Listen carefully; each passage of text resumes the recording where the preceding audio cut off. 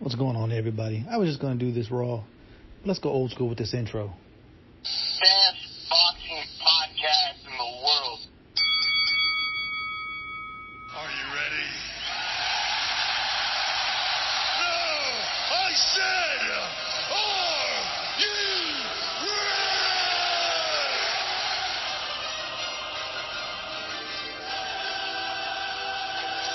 Dressing room, do you have any questions? I got a question. You got any excuses tonight, Roy? Let's not ask questions like that. Let's touch the left to work. Tonight, Roy. Let's go to work. Shit! You're not shit! I wish I was 50 years younger and I'd kick your ass.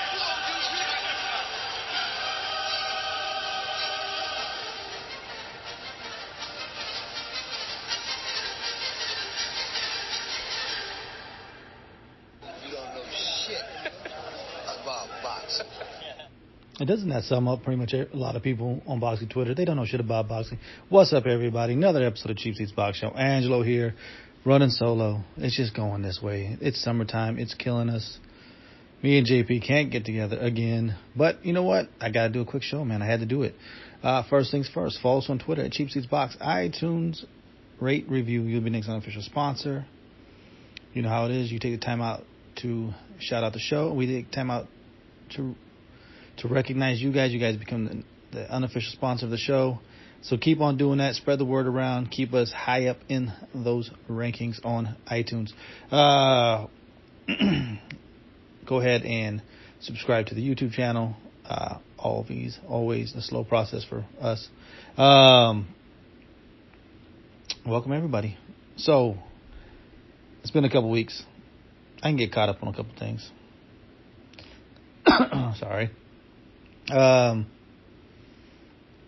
Let's go back a couple weeks. Badu Jack, Donna Stevenson fight to a draw. I thought a well-deserved draw. If that's a fight, if you don't score round by round, you definitely come out of there feeling like Jack won. But I thought Stevenson did enough. And I thought he did, he hurt Jack in the 10th, had a strong 11th. I had zero problem with the draw. I had zero problem if you had Jack winning or if you had Stevenson winning. Either way, it was that close of a fight, but I thought I thought he earned the draw. He got a lot of respect from me, which is hard to do because nobody respects the way Adonis Stevenson has run his career ever since he got the title. But give him credit, man. He held on, literally held on to his title. He should have been warned, of course, for the holding. But this is who Jack is. Jack lets you off the hook. That's just the kind of fighter Jack is. He's got a lot of James DeGale in him. That's why him and DeGale fought to that draw. They both have that. They won't fight for 12 rounds, and they definitely won't fight for 3 minutes of a round. They take time off. Do they run it back? I sure hope not. Let Gavoj get in there, end Stevenson's run, because that's pretty much what would happen, I think. And Jack, back to the drawing board. I don't know what to say. He's gotten the most out of what he has. He's not the most talented guy. He does everything okay. He's nothing special, but you know what? Give him credit. He's made a lot out of a little, I think, in his career. That same night, Gary Russell gets the win over Jojo Diaz. Much deserved. Jojo, he just didn't bring it. He brought it early, let off the gas, kind of went full bore at the very end of the fight, but there was a big gap in there where he was fine letting Gary Russell throw them quick combinations and amaze everybody with his hand speed, even if he wasn't always landing. It looked good, and therefore it scores. And especially if you're not doing anything in return, it's going to look good and it's going to score you points.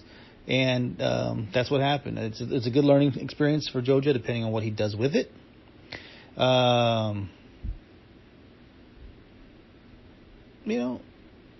We'll see what happens. We'll see if he learns from this. Gary Russell talking about, I'm going to possibly move up. I want to unify, all these different things that he talks about. But it's whatever. We know Gary Russell's probably not going to fight for another year. He's already complained that he hurt his hand, which is what he always does.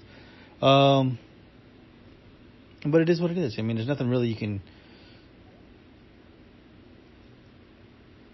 It's a great win. It shows you what kind of fighter Gary Russell could be, but he just never will be because he's always going to be that guy who's always has these big gaps, And so this is his lot in his boxing life. It's a great win, but good, whatever. Nothing much is going to come from this, and hopefully JoJo learns from this experience. And I think he's mentally strong enough to do it, but we'll see. And there you go. If you guys go back a couple weeks, I was saying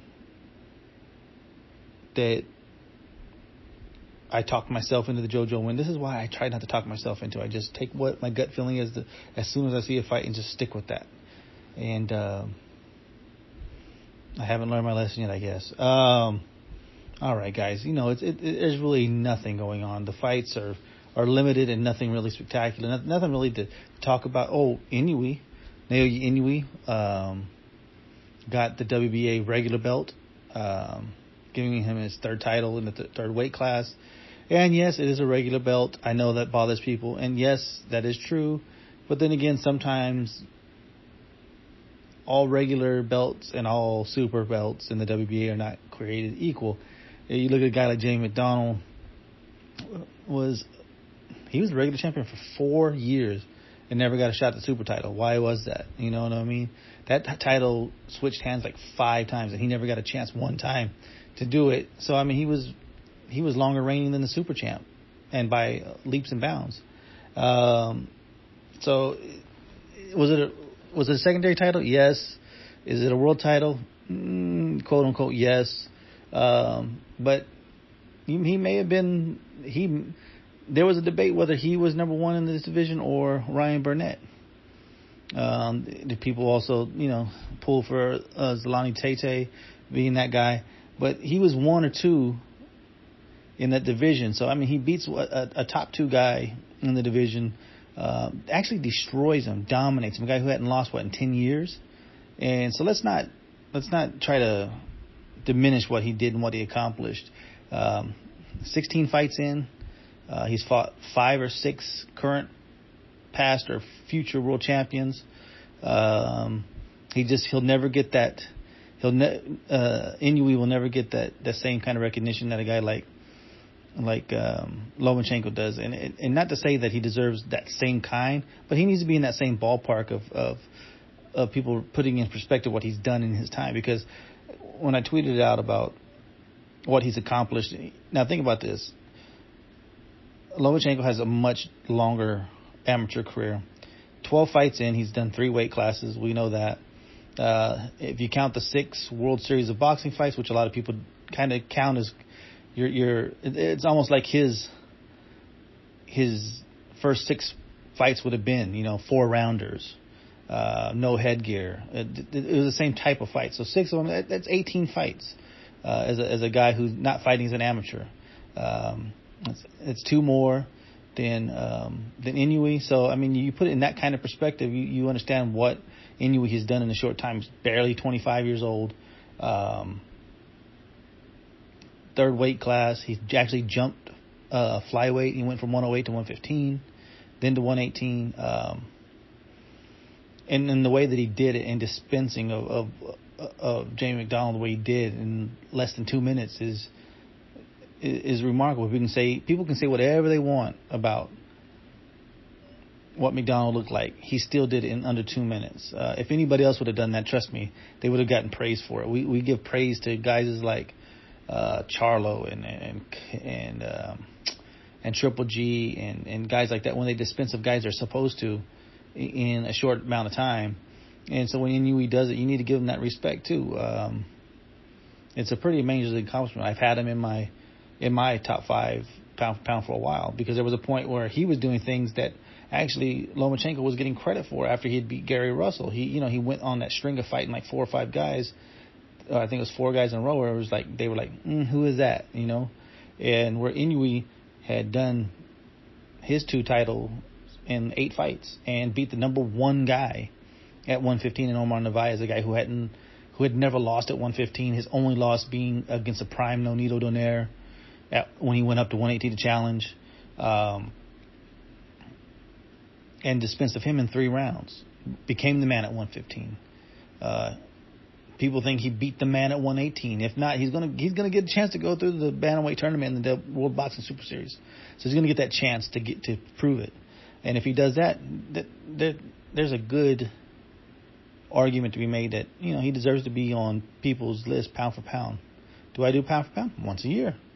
The only people who talk more about pound for pound lists are the people who don't make pound for pound lists. That's just a funny fact. Like, there are certain things that I don't talk about, and then I just won't talk about. It's like, let's see, I can go back now because it's already passed, but when we were talking about, what was it, Floyd and McGregor, right? I said I wasn't going to talk about it because I wasn't going to talk about it, and I never did. I wasn't going to be the one of those guys, I'm not going to talk about this fight and then continue to talk about this fight. And, pound for pound list, people are getting off of them, but yet they always refer back to them. Either they exist or they don't. Let's leave it in the past. If it's there, if not, you still have to have some kind of list like that, no matter what people think, because you're going to rate him as one of the best fighters in the world. Well, that's your way of saying I have a pound for pound list in my head, even if I don't come across and say it. And Inoue is that guy. He was the man at 115. He was the man at 108. He had the chance to be the man at 118. Think about it. At 115, he beat the man, so he was the man. Chocolatito Tito was the only guy who talked about fighting him down the road. Quadras, never heard him talk about fighting him. Estrada, wrong side, all those guys. Arroyo, none of those guys talked about fighting Inoue. There's a reason why. He's a bad motherfucker, and they did not want to go up against him. You don't talk about, at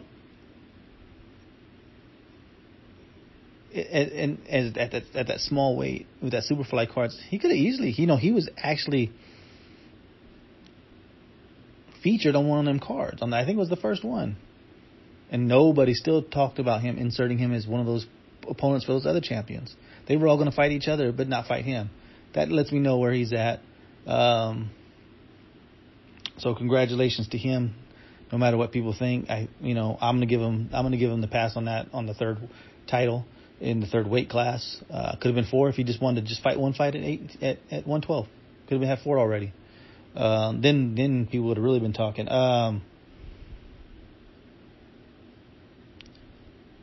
But it seems like everybody anymore on boxing Twitter is talking about these fucking negotiations between Triple G and Canelo, and I just don't understand. I don't understand the. I don't understand the obsession. I mean, I guess I get it, but to the depths of how people do it, it's just incredible to me. People just really get into this. They really get offended that Triple G asked for. Now remember this. This is the start of negotiations. Asked for 50-50. It's his right. If he wants 50, if he thinks he deserves 50-50, he can ask for it. Just like it's Golden Boy's right to refuse and say, you know what, negotiations are done. We're fucking done here. Now, that goes for both ways. You can say, well, it's not realistic for Triple G's side, so they must really not want the fight. Well, it's also, you can make that same argument.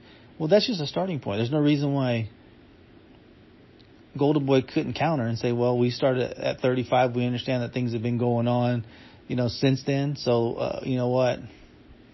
We'll go up to 37, whatever, because they're only going to get to 40. That's the closest they're going to get.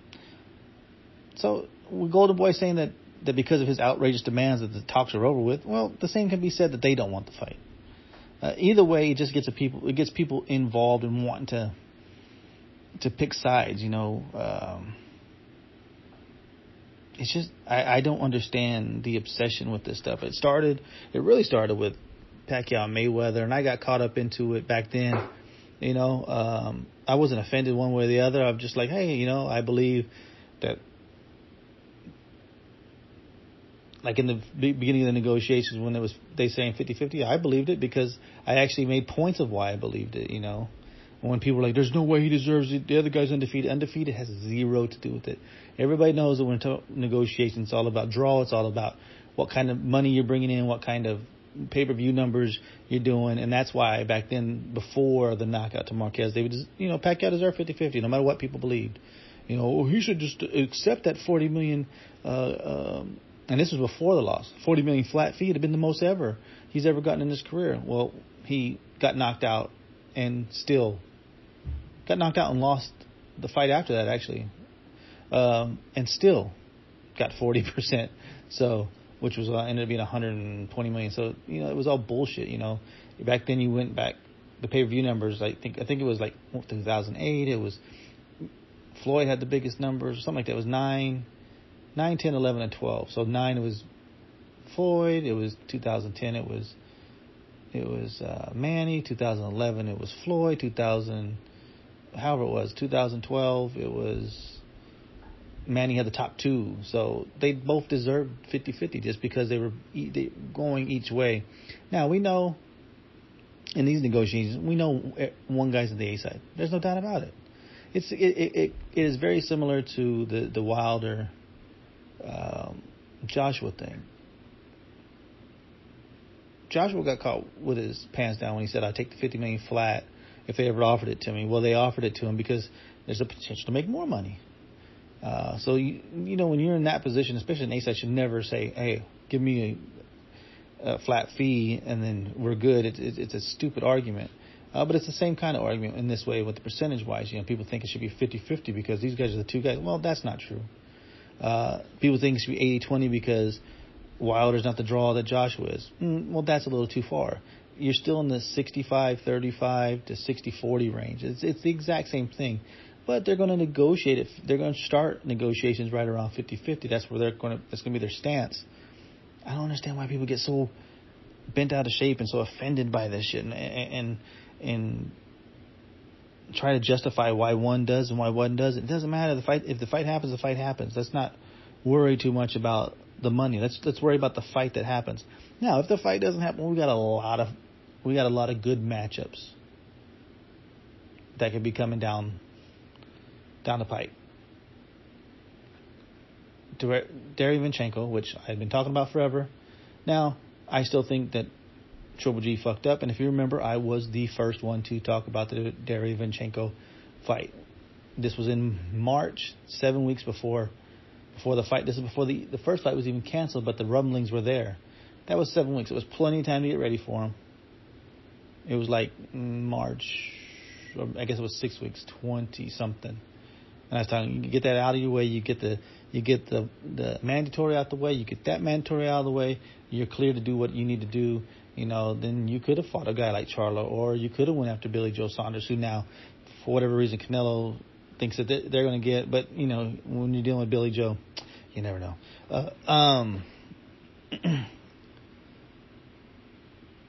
But it's ongoing sagas, It's just like boxing Twitter has turned into a fucking soap opera, and I just don't understand why people care this much about other people's fucking money when it comes to what they deserve or what they should get, or I just don't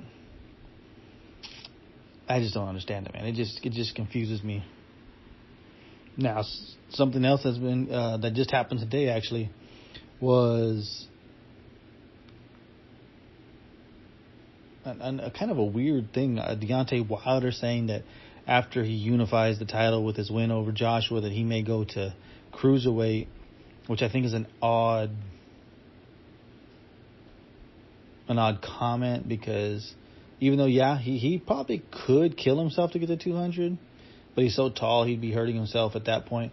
But to me, it just like it didn't come off right. It's almost like, what are you angling for? Are you angling for a possible Ward fight? Is Ward right at 200 or whatever, or are you already throwing that built-in excuse like, see, I'm really not a natural heavyweight. I'm really a cruiserweight. I just don't understand what it meant and what was the point of coming off and saying that. I don't know. I just thought it was weird. It just felt as a way of saying that already. It just felt like almost built-in excuse. And then and then this other news, Chocolatito suspended indefinitely because he hasn't been getting his neurological exams after his knockout loss to Sorong Vasai. I don't think it's as big of a deal as it does, because it sounds awful. Like, hey, they think that there's some trauma there. It's really not. I think it has more to do with that he didn't actually do the test that he was supposed to do afterwards, after getting knocked out in California. He'd pretty much get his license most everywhere else. He was actually supposed to fight on the one of these cards. I forget which card it was. Maybe it was on the Golovkin card he was supposed to fight, and then something happened with the unrest in Nicaragua, so he would have eventually got cleared. I mean, fight was in California. He was going to fight then. They hadn't suspended him yet, so to me, much ado about nothing. But that's pretty much what is going on now. Is everybody overstating everything? Joseph Parker, Brian Jennings showdown is in works on ESPN. We shall see. That's a good fight back for Joseph Parker. It's a good fight for Brian Jennings. It's a way for Parker to get back into the mix of championship fight, and Brian Jennings to continue to work his way back to possibly getting into title contention. That may be on was August 18th. We'll see. There's a lot of things going out. There's the Sean Porter and Danny Garcia thing. That fight has, I guess, been announced. It still doesn't have a date, so whatever. I sent this tweet out. I guess it pissed a couple people off. Other people understood what I was saying. That it just doesn't do that much for me. It could be a fun fight. But to me, the welterweight division, and people are starting to come around. I've been talking about this for over a year now. The welterweight division, the most overrated division in all of boxing. It's not a glamour division right now. A glamour division needs to have stars, and it doesn't. It has 2.5 stars. It has the emergence of Terrence Crawford, Errol Spence, and sometime Keith Thurman. And then there's everybody else, and it's a distant gap between those fighters. This fight just doesn't do that much for me. And for the title, I don't get it. It's whatever. It really is whatever for me. I likened it to a Dillian White versus Big Baby Miller fight.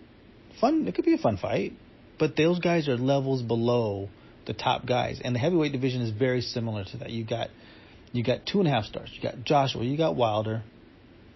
Tyson Fury, he's making a comeback. There's your 2.5 stars. Everybody else is a distant second behind those guys. There's a huge jump in levels, and then those, like, if Big Baby, say Joshua gets stripped of one of his titles, and Big Baby and Dillian White are fighting for the vacant title, does that really get you guys going? I don't think so. And this fight is the same way. Yeah, you know the names. But Danny Garcia is not a threat at 147 and beating those top guys. I'm sorry. We already know that Keith Thurman beat him. Errol Spence would just destroy him. And people can say, Terrence Crawford hasn't fought at 147. Okay, that's fine. But if we had to bet right now, I'll put $100 down on Terrence Crawford. If anybody want to take that bet on Danny Garcia, put your $100 up. I'm ready. You know who you would favor in that fight. Everybody else is a step below. It just doesn't do much for me. How about this? Jermell Charlo saying that him and his brother have had pretty significant offers from both Top Rank and Eddie Hearn. I think that him and his brother are tired of being undercards. These guys deserve to be main event fighters, but this is what happens when you don't have a fucking promoter. You end up being relegated to whatever anybody else whoever is running your fight at that time, whatever they decide they're going to do, there you go. So we'll see what happens after their next fights. Will they jump ship and go with a real promoter? I sure hope so.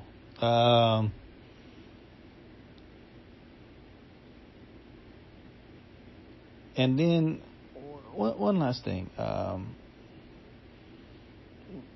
know I just had seen something. I'll talk about this Eddie Hearn real quick, though, before I get to that last thing. This Eddie Hearn $1 billion DAZN bullshit, whatever. Look, I'm not going to comment on that stuff. Let's see it all play out before it comes to the fight. It sounds a lot like PBC. I didn't give my opinion right away on PBC until it looked like it wasn't going anywhere, and it hasn't. It's a dying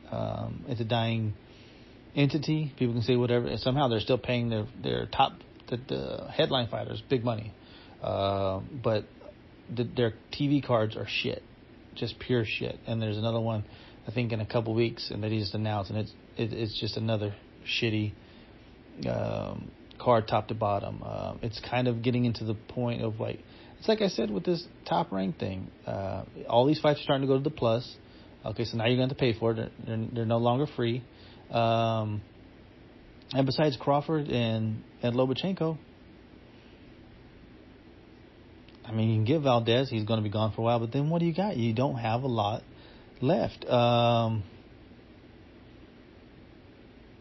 So let's wait and hold off if he gets his Broner guy, or which Broner said he's not going to, but you never know. Mikey Garcia, whatever. A lot of hate towards him. He wants to fight Errol Spence at the end of the year. So once it starts to play out, we'll find out. We'll talk about it then. It's too early to talk about it. It's so easy to make prejudgments before you even see anything, but that's just not my style. But I know the one thing I wanted to talk about, and it was the second season of the World Boxing Super Series. Get ready for 2 rounds of excitement, because the finals may never happen just like the first season. I know they're talking about the 140 tournament. It's Regis Prograis and everybody else, as far as I'm concerned. Josh Taylor's not in it. Jose Ramirez isn't in it. Is Lipinets? I think he might be, but I'm not sure if he is in there. It doesn't have all the top guys, but I think that the standout, just like the cruiserweight division was, it's piqued everybody's interest the first time around. The second time around, it's going to be the bantamweight division. You got Tate, you got Ryan Burnett, you're going to have Inoue, you're going to have all the top guys at bantamweight in there. And so whoever comes out of this, there's no doubt he's going to be the undisputed champion. He's going to be the man at 118. And I think that sparked everybody's interest. Let's just hope that it goes off much better than this first season. It started off so good. How exciting was the first 2 rounds? Everybody was into it, especially the cruiserweight tournament, and then the finals. And you understand why the super middleweight thing hasn't happened, because Groves got hurt. But there's no reason why we haven't heard anything about the cruiserweight thing. Why has nothing been settled between Usyk and Gassiev? It's just they're just dragging this shit out, man. So let's just hope that it comes off much smoother the second time around. All right, I'm going to cut it off there. Quick, 30 minutes, in and out, people. That's how we like to do it when there's nothing going on, and especially when it's only one of us. It's hard for me to talk for more than a half hour. Again, everybody, follow us on Twitter at Cheap Seats Box, iTunes, rate, review. You'll be next unofficial sponsor. We'd love to shout you out. We'd love to give you your due when you go ahead and write out them reviews. I appreciate the last few people who have rated it. No reviews. I wish you guys a review so I could actually give you guys credit for it. Subscribe to the YouTube channel, please, please, please. I think that's about it, though, guys. Like I said, it's going to be a quick in and out. There's not going to be no outro this time, but I had to get you the old school intro. So just remember, just like JP says, this is where the fighters fight and the fans commentate, and we do it just like you for the cheap seats. So we ain't buying no tickets, goddammit. Peace.